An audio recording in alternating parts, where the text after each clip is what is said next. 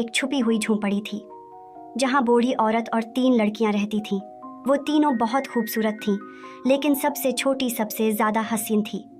बूढ़ी औरत इन लड़कियों से सुबह से रात तक सख्त मेहनत करवाती थी। वो सोने के सुनहरे धागे को सूत में तब्दील करती रहती थी।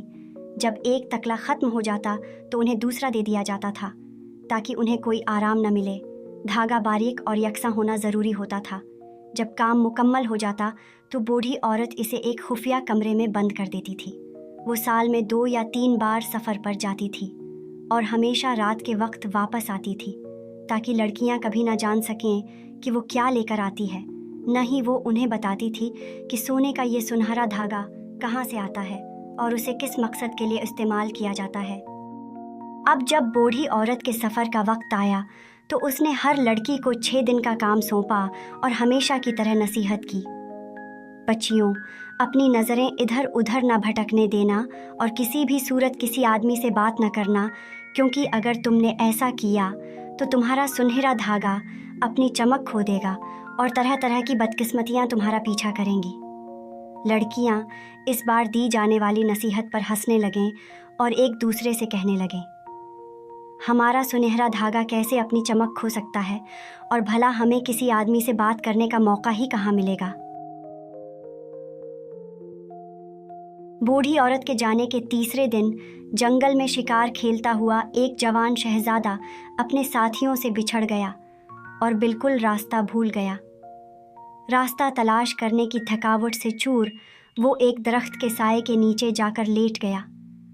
उसने अपने घोड़े को आज़ादाना चरने के लिए छोड़ दिया और खुद सो गया। सूरज गुरूब हो चुका था जब शहजादा जागा और एक बार फिर जंगल से बाहर निकलने का रास्ता तलाश करने लगा तो उसे एक तंग पगडंडी नज़र आई, जिस पर वो बेसब्री से चलने लगा। ये पगडंडी उसी छोटी सी झोंपड़ी तक जाती थी। लड़कियां जो ठंडी हवा के लिए अपनी झोंपड़ी के दरवाजे पर बैठी थीं, शहजादे को आता हुआ देखकर चौंक गईं। शहजादे ने शाइस्तगी से उन्हें सलाम किया और उन्हें बताया कि वो जंगल में रास्ता भूल गया है और बहुत भूखा और थका हुआ है। दोनों बड़ी दोशीज़ाएं खौफज़दा हो गईं और छोटी बहन को कहा कि उसे अंदर न आने दे, क्योंकि उन्हें बूढ़ी औरत की नसीहत याद थी। लेकिन सबसे छोटी ने शहजादे को अंदर आने दिया। उसने शहजादे को खाना पेश किया और उसकी बातों से इतनी खुश हुई कि बूढ़ी औरत की नसीहत भूल गई और घंटों उसके साथ बैठी रही। इसी दौरान शहजादे के साथी उसे हर तरफ ढूंढते रहे, लेकिन नाकाम रहे। उन्होंने बादशाह को ये अफसोसनाक खबर देने के लिए कासिद भेजे। बादशाह ने फ़ौरन घुड़सवारों की एक फ़ौज और प्यादों का एक दस्ता शहजादे की तलाश के लिए रवाना किया। 3 दिन की तलाश के बाद शहजादे के साथियों ने आखिरकार झोंपड़ी को ढूंढ लिया।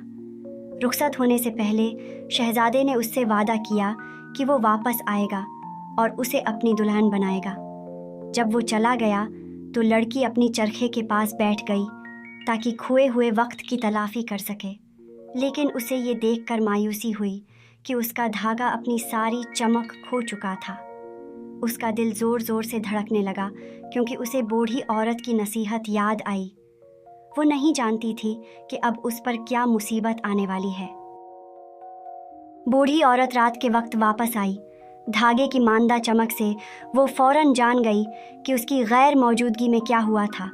वो शदीद गुस्से में आ गई और दोशीज़ा से कहा कि उसने न सिर्फ अपने ऊपर बल्कि शहजादे पर भी मुसीबत को दावत दे दी है। ये सुनकर दोशीज़ा का दिल बेचैन हो गया। वो मुसलसल इसी बात को सोचती रही।